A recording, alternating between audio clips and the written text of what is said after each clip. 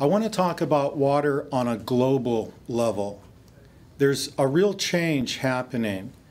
We're shifting from the emphasis on searching for oil to searching for water. Is anyone here, have you heard of this? Are you aware of this switch that's actually going on in the world? Because we're running out of drinkable water. And there's a great book called Water Consciousness that pretty much talks about all of this. And I'd like to give you just some highlights from it to give some global perspective to what we're talking about.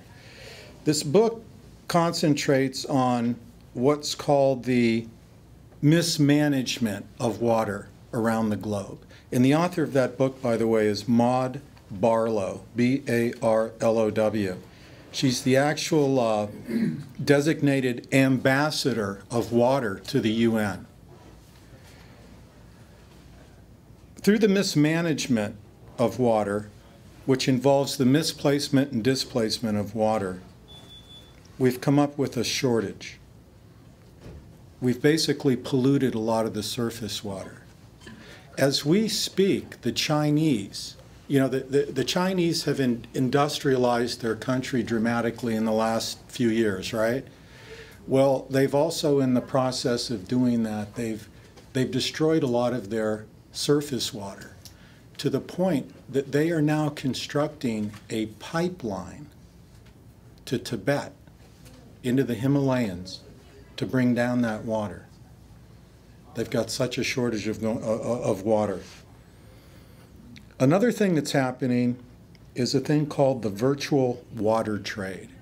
Has anyone heard this term, virtual water trade?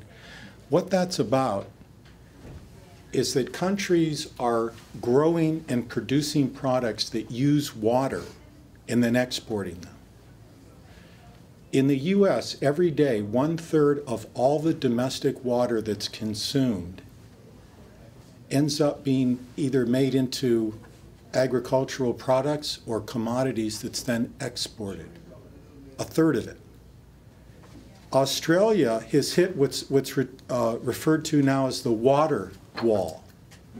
They're exporting so much product via this virtual water trade that they've run out of drinkable water.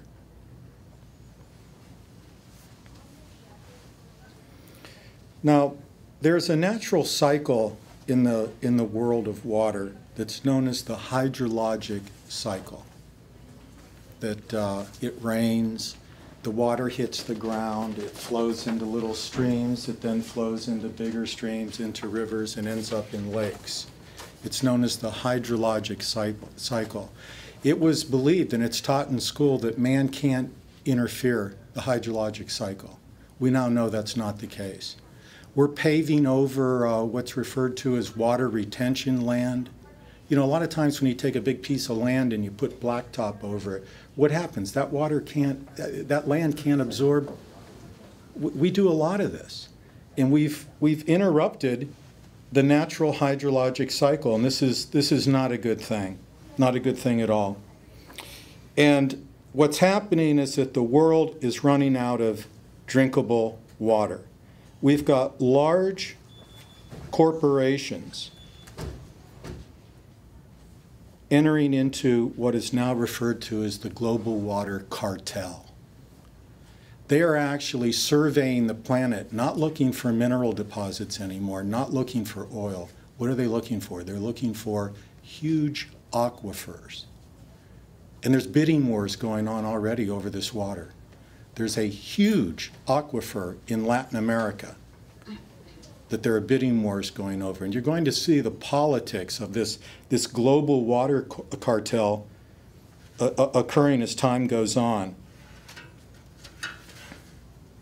I'll give you a few statistics here about what's going on with drinkable water. At the present rate, and this is, you know how global warming is often attributed to, this is just a natural process that's going on. Well, all of this information about losing drinkable water, a lot of times the naysayers just go, oh, this is cyclical drought. No, it's not cyclical drought. This is an interruption of the natural hydrologic cycle. At the present rate, most of you know where Lake Mead is. Anyone here ever been to Lake Mead?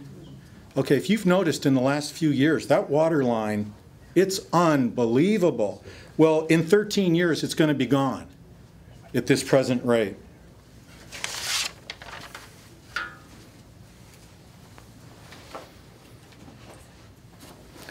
$50 billion gallons of bottled water are produced a year.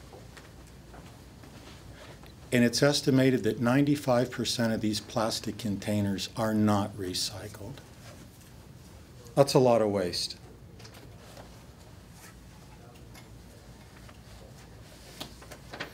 The average US and Canadian citizen, through both domestic and personal use, utilize about 150 gallons of water a day on average. Okay? A British citizen is about 30 gallons a day. Person living in Kenya, 3 gallons a day. We use a lot of water here, a lot of water. As a matter of fact, here's an interesting statistic about the politics and the usage of water.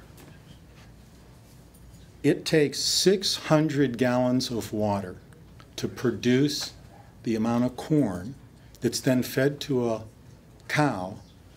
Then you have to keep the cow alive. 600 gallons of water to end up with 1/3 of a pound of hamburger for a Big Mac. That's a lot of water. 74 gallons of water are needed to produce, from start to finish, a cup of coffee.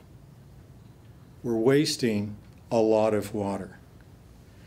And last but not least, before we talk about the importance of drinking water, and this is something that I thought about for years as really a youth, just being into science and such, but just last week this came out that the top geophysicists in the country have now concluded through study